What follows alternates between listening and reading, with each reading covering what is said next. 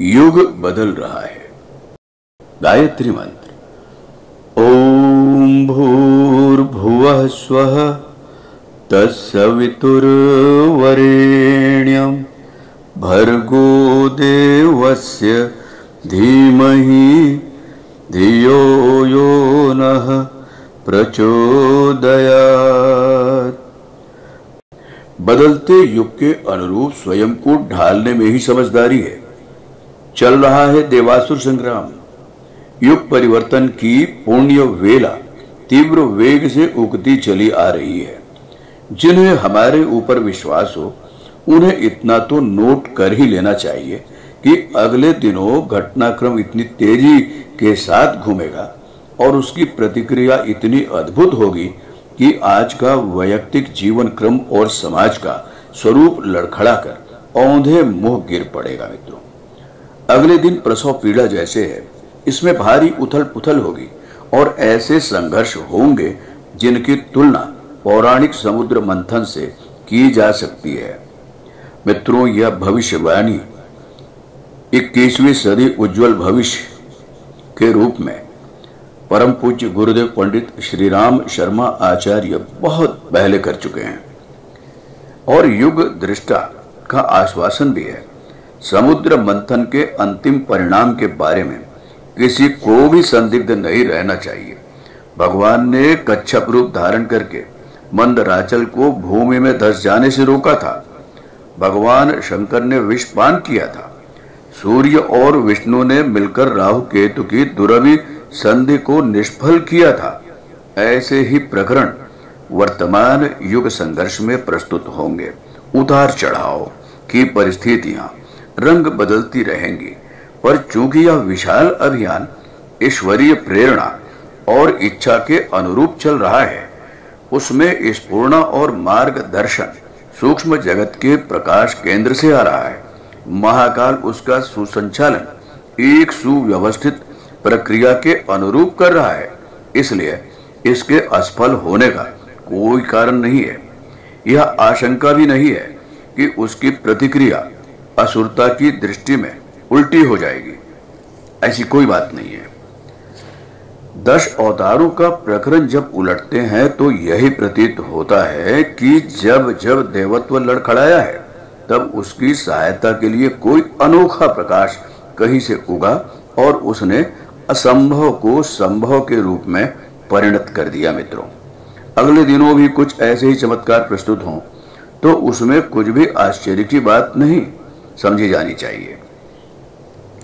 और मित्रों, इन दिनों जो कुछ भी हो रहा है, संघर्ष विचारधाराओं का है। वर्तमान में सेनाओं का युद्ध गौण और विचारधाराओं का टकराना मुख्य होगा। अब कीलों पर कब्जा करने वाली बात प्रमुख नहीं रहेगी। महत्वपूर्ण यह होगा कि जनमानस पर कौन सी विचारधारा आच्छादित होती है। भावी संघर्ष का, भावी महाभारत का स्वरूप प्रदेशों पर कब्जा करना नहीं, विचारधाराओं के दबाने और उबारने के रूप में परिलक्षित होगा। विचार ही इस संघर्ष के प्रधान उपकरण, प्रचार साधन होंगे। जिसके पास जितना समर्थ प्रचार तंत्र होगा, वह उतनी ही सबलता, समर्थता प्रकट करेगा। वर्तमान युग की परिस्थिति को समझने वाले प्रचार साधनों को हथियाने और उनका उपयोग असुरता अथवा दिव्यता की अभिवृद्धि परिपुष्टि के लिए कर रहे हैं। सिनेमा, रेडियो, प्रेस, साहित्य, प्रवचन, प्रदर्शन आदि अगणित माध्यम इस संदर्भ में उदित हो चुके हैं और उससे अनेक गुने आगे होने वाले हैं। यही भावी महाभारत की चतुरंगिनी सेना होगी। इन साधनों से प्रभावित व्यक्ति और समीपवर्ती वातावरण के जन समूह को प्रभावित करने के लिए व्यक्तिगत रूप से पुरुषार्थ और संघर्ष करेंगे। वह समुद्र मंथन इतना व्यापक हो जाएगा कि उसकी चपेट लपेट से प्रभावित हुए बिना संसार का एक भी व्यक्ति न रह सकेगा। सारे विश्व को प्रभावित करेगी हमारी युग निर्माण योजना। अतीत में जब कभी भी भावनात्मक परिवर्तन की प्रक्रिया गतिशील हुई है तो उसका संचालन भारत भूमि से ही हुआ है। याद रखिए मित्रों, जिस विश्वव्यापी महान परिवर्तन की वेला इन दिनों सामने खड़ी है, उसका उद्भव एवं संचालन भी इसी भूमि से होना है, सो हो भी रहा है। युग निर्माण योजना का ज्ञान यज्ञ, विचार क्रांति अभियान, जिसके साथ बौद्धिक, नैतिक और सामाजिक परिवर्तनों की सुसंबद्ध श्रृंखला जुड़ी हुई है, इसी भारत भूमि से गतिशील हो रहा है। कहना न होगा कि अगले दिनों यह बीज विशाल वट वृक्ष का रूप धारण करेगा। अभी यह आरंभ हिंदू धर्म और भारत भूमि से हो रहा है। समय के साथ साथ यह संसार के हर देश तथा हर धर्म तक व्यापक विस्तृत होता चला जाएगा। नवयुग का सूर्य भारत तक चमक कर न रह जाएगा। इसका उदय पूर्व में हो रहा है, पर समयानुसार विश्व के हर कोने में इसकी प्रभा किरणें फैलेंगी और वर्तमान अंधतमिस्त्रा का निराकरण करके ही रहेगी। समय के साथ चले मित्रों, समझदार बने। हम में से प्रत्येक प्रबुद्ध और विचारशील व्यक्ति को अपना मन मस्तिष्क इन भावी संभावनाओं के अनुरूप ढालने की तैयारी में अभी से लग जाना चाहिए, ताकि समय आने पर वह उलट पलट अखरे नहीं। देख नहीं रहे हैं कैसे आप इन दिनों डरे हुए हैं कोरोना संकट से, जो पहले से ही अनुकूल हो जाएंगे।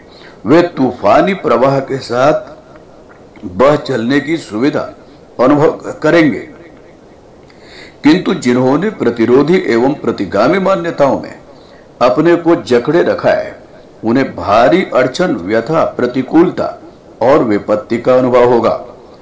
परिवर्तन का प्रवाह रुकने वाला नहीं है। ईश्वर का निर्देश और महाकाल का प्रत्यावर्तन रोक सकना तुच्छ मनुष्य की सामर्थ्य से बाहर है। इसलिए बुद्धिमत्ता इसी में है कि हम ऋतु परिवर्तन के साथ वस्त्र, रहन सहन आदि की तरह युग परिवर्तन के अवसर पर भी अपने चिंतन, कर्तृत्व और अभ्यास को भी बदल डालें। सुविधा, सरलता इसी में रहेगी मित्रों। सावधान हो जाओ, नवयुग आता है। सुनते हैं एक प्रज्ञा गीत, इसे कहते समझदारों की समझदारी। समझदार बनिए समय के साथ। सुनिए प्रज्ञा गीत।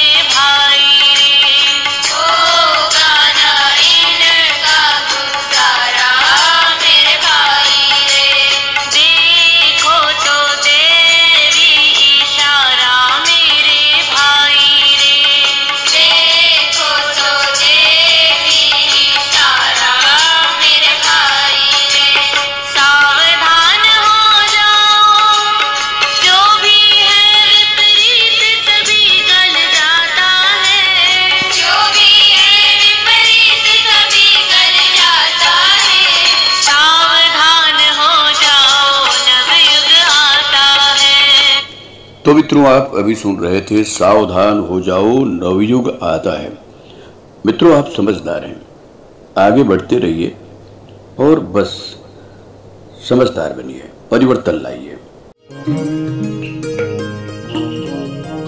हमारे YouTube चैनल को सब्सक्राइब करें और बेल आइकन को दबाएं ताकि आपको नोटिफिकेशंस मिलते रहें।